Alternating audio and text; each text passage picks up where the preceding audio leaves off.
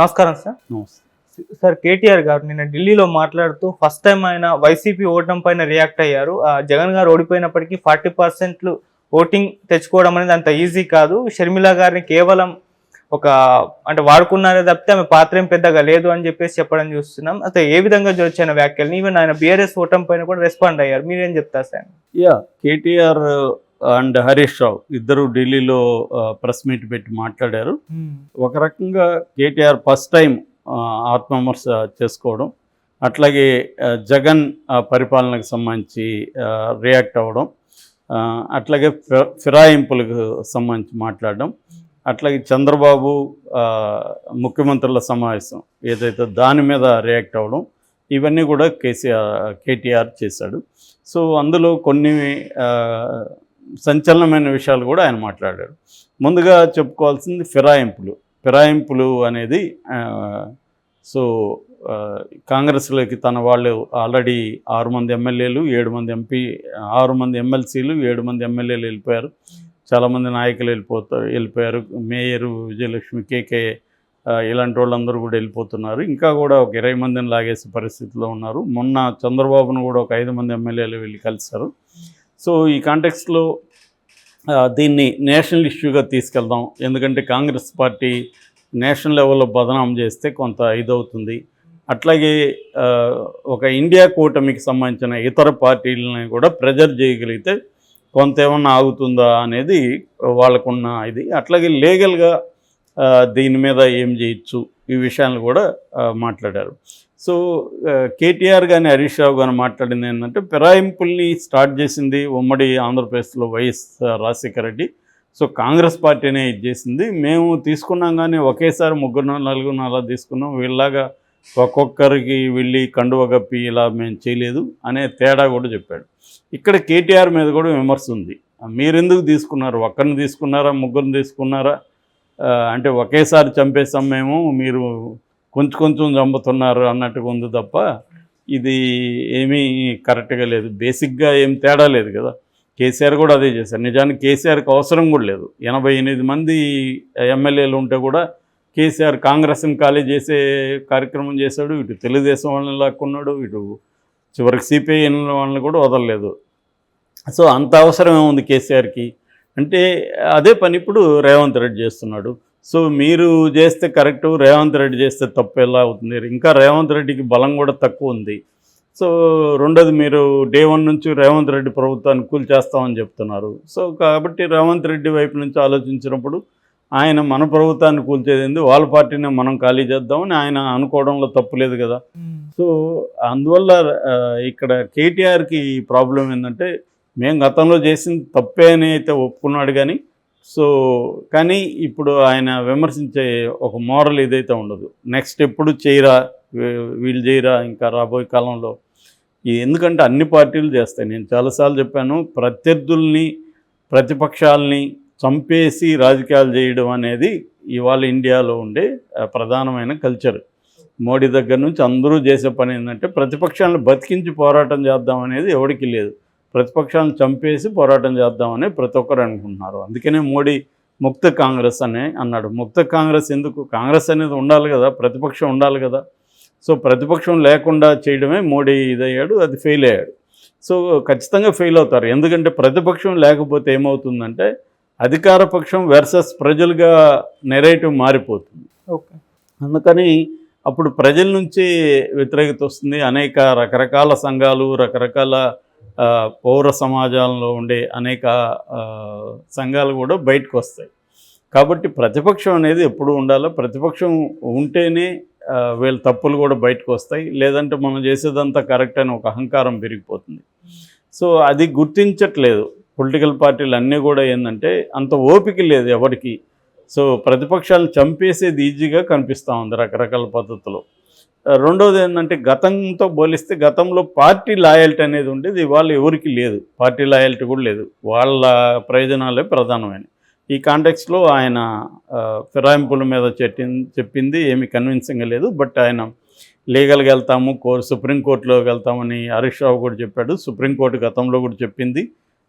దాని ప్రకారం ఏంటంటే, ఎవరైనా ఇట్లా పార్టీ ఫిరాయిస్తే వితిన్ 3 months లోపల స్పీకర్ నిర్ణయం తీసుకోవాలని సుప్రీంకోర్టు కూడా చెప్పింది అనేది అంటున్నారు. అలాగే రాష్ట్రపతిని కలిసే ఉద్దేశంలో కూడా వాళ్ళు ఉన్నారు. ఇక జగన్ గురించి చాలా సంచలనమైన విషయాలు చెప్పాడు. జగన్ హీరో, షర్మిల జీరో అన్నట్టుగా చెప్పాడు. షర్మిల ఒక పావులాగా జగన్ను ఓడించడానికి వీళ్ళు వాడుకున్నారు తప్ప షర్మిలకి అంత సీన్ లేదు అని చెప్పారు. అలాగే జగన్ ఓడిపోవడం మాకు ఆశ్చర్యమైంది, ఎందుకంటే మాకున్న నివేదికలన్నీ కూడా జగన్ ఖచ్చితంగా గెలుస్తాడని వచ్చాయి. బట్ జగన్ 2,70,000 కోట్ల ప్రజలకు పంచినా కూడా ఓడిపోవడం అనేది మమ్మల్ని షాక్కి గురి చేసిందనేది కూడా ఆనెస్ట్గా ఒప్పుకున్నాడు. దీనికి కారణాలు ఏంటనేది కూడా తెలియట్లేదు అనేది, ఏదో జరిగింది అన్నట్టుగా మాట్లాడాడు ఇండైరెక్ట్గా. సో అంటే ఛాన్స్ లేదు, జగన్ ఓడిపోయే ఛాన్స్ లేదనేది మాట్లాడాడు. అట్ ద సేమ్ టైం 40% ఓట్లు రావడం మామూలు విషయం కాదు, జగన్ అది సాధించగలిగాడు అనేది కూడా జగన్ విషయంలో చెప్పాడు. సో ఓవరాల్గా ఇటు షర్మిలాని చంద్రబాబు వాళ్ళు వాడుకున్నారనేది చెప్పాడు. అలాగే పవన్ కళ్యాణ్ సపరేట్గా పోటీ చేస్తుంటే కూడా రిజల్ట్స్ వేరే రకంగా ఉండేది అనేది కూడా చెప్పాడు. సో అందులో ఆయన చెప్పిన దాంట్లో ఓవరాల్గా వాస్తవం అయితే ఉంది. ఎందుకంటే కూటమిగా వీళ్ళు చేరడం అనేది పోలరైజేషన్ ఆఫ్ ఓట్లు జరిగింది, కమ్మ కాపు కాంబినేషన్ వర్కౌట్ అయింది, ఓట్ ట్రాన్స్ఫర్ జరిగింది.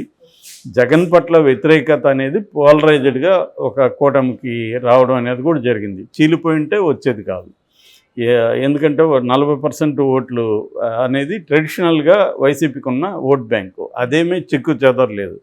ఎక్స్ట్రాగా రావాల్సింది ఇటు షిఫ్ట్ అయింది కూటమికి. సో అంతవరకు వాస్తవం. ఇక రెండోది ఏంటంటే తమ ఆత్మవిమర్శ కూడా చేసుకున్నాడు కేటీఆర్. ఒకటి, మేము ప్రజలకైతే దూరమయ్యాము, అది మేము తప్పే, ప్రజలు ఓడించిన దానికి ప్రజల్ని తప్పుపట్టి లాభం లేదు, మా తప్పులు ఉన్నాయి, మేము ప్రజలకు దూరమయ్యామన్నారు. అలాగే మేము చేసిన మంచిని చెప్పుకోవడంలో, అభివృద్ధిని చెప్పుకోవడంలో ఫెయిల్ అయ్యాము. అందుకనే చెప్పుకోకపోయినా మనకి హైదరాబాద్ చుట్టుపక్కల మాకు బలమైన ఓట్ బ్యాంకు కనిపించింది, మేము అన్ని స్థానాలు గెలవడం అనేది అభివృద్ధికి అది కారణం. బట్ మేము దాన్ని రూరల్ ఏరియాలో మిగతా చోట్ల ప్రమోట్ చేసుకోవడంలో ఫెయిల్ అయినాము అనేది చెప్పారు. ఇంకొకటి ఏంటంటే కర్నూలు చావుకు అనేక కారణాలుగా, మా ఓటమికి కూడా అనేక కారణాలు ఉన్నాయి. ముఖ్యంగా మా ఆత్మవిశ్వాసాన్ని అహంకారంగా ప్రొజెక్ట్ చేశారు సక్సెస్ఫుల్గా. మాకు ఆత్మవిశ్వాసం ఉండద్దా, 10 ఏళ్ళుగా మేము అనేక విజయాలు సాధించాం, అందువల్ల మాకు ఒక సెల్ఫ్ కాన్ఫిడెన్స్ అనేది బలంగా పెరిగింది, దాన్ని అహంకారంగా చేశారు అనేది ఒకటి చెప్పాడు. అట్లాగే బీఆర్ఎస్ పేరు పెట్టడం అనేది చాలామంది అంటున్నారు, కానీ మేమైతే దాన్ని ఒప్పుకోవట్లేదు. టీఆర్ఎస్ ఏమనుంటే మేము గెలుస్తాం అనేది ఏమీ లేదు, గ్యారంటీ లేదు అనేది కూడా ఆయన చెప్పాడు. ఏదేమైనా మాకు కాంగ్రెస్కి 4 లక్షలే తేడా, మాకు 39 సీట్లు గెలుచుకున్నాం. ఒక 14 చోట్ల కేవలం 6,000 ఓట్ల మెజార్టీతోనే కాంగ్రెస్ గెలిచింది. సో అనేది ప్రధానంగా చెప్పాడు. అయితే ఇంకొన్ని ఆయన ఒప్పుకోని విషయాలు ఏంటంటే, ఖచ్చితంగా అహంకారం అనేది కనబడుతుంది. ముఖ్యంగా నిర్బంధం అనేది విపరీతంగా ప్రజల మీద కావచ్చు, ప్రతిపక్షాల మీద కావచ్చు తీవ్ర నిర్బంధాన్ని పెట్టడం, డెమోక్రటిక్ ఉద్యమాలను కూడా అణిచివేయడం, చివరికి పౌర హక్కుల నాయకులైన అరగోపాల్ లాంటి వాళ్ళ మీద ఊపా కేసులు పెట్టడం, ధర్నా చౌక్ లేకుండా మూసేయడం, ఇలాంటి అనేక నిరంకుశ చర్యలు అయితే ఖచ్చితంగా చేశారు. అట్లాగే కేసీఆర్ అందుబాటులో ఉండకపోవడం, ఎవరికి కూడా ఆయన అసలు రాకపోవడం సెక్రటేరియట్కి, ఇవన్నీ కూడా, అట్లాగే ప్రెస్ మీట్లో కూడా విలేకరులతో చాలా దారుణంగా మాట్లాడడం, ఈవెన్ కేటీఆర్ కూడా సెకండ్ టర్ము ఇలాగే మాట్లాడడం, ఇవన్నీ కూడా ఖచ్చితంగా వాళ్ళు ఆత్మవిమర్శ చేసుకోవాల్సిన అవసరం ఉంది. కానీ మేబీ కొన్నిసార్లు ఏంటంటే బహిరంగంగా కొన్ని చెప్తారు, కొన్ని వాళ్ళ ప్రైవేట్ మీటింగ్లో మాత్రమే ఒప్పుకుంటారు. ప్రతి రాజకీయ పార్టీ అయినా ఏంటంటే ప్రజలకి అన్నీ చెప్పరు, వాళ్ళు తాము నిజంగా ఏమనుకుంటారనేది చెప్పరు, తాము ఏమనుకోవాలని ప్రజలు అనుకోవాలి అదే చెప్తారు. ఈ విషయం నేను చాలాసార్లు చెప్పాను. సో అందువల్ల ఆ రకంగా తీసుకున్నప్పుడు ఇప్పుడు కొంతవరకు బిగినింగ్లో ఏమో కేసీఆర్ ఏం మాట్లాడాడు, వీళ్ళు ఒక పాలిచ్చే దీన్ని బర్రెని వదిలేసి ఒక దున్నపోతుని తెచ్చుకున్నారు అన్నాడు. అంటే ప్రజలు మోసపోయారని, తర్వాత మోసపూరిత హామీలు ఇచ్చి గెలిచారన్నాడు. ఇవన్నీ ఇప్పుడు మాట్లాడట్లేదు. అంటే కొంత ఇవన్నీ కూడా మనకు బూమెరాంగ్ అవుతుంది, ప్రజలు నిందించడం కరెక్ట్ కాదనే ఒక ఉద్దేశం ఇప్పటికి వచ్చినట్టుంది ఎంపీ ఎలక్షన్ల తర్వాత. ఏదేమైనా ప్రధానంగా ఇటు ముఖ్యమంత్రుల రిజల్ట్ వచ్చినాక మేము స్పందిస్తాం ఆ విషయం మీద అని కూడా అన్నారు. సో కొద్దిగా ఆచితూచి మాట్లాడుతున్నట్టే కనబడుతుంది.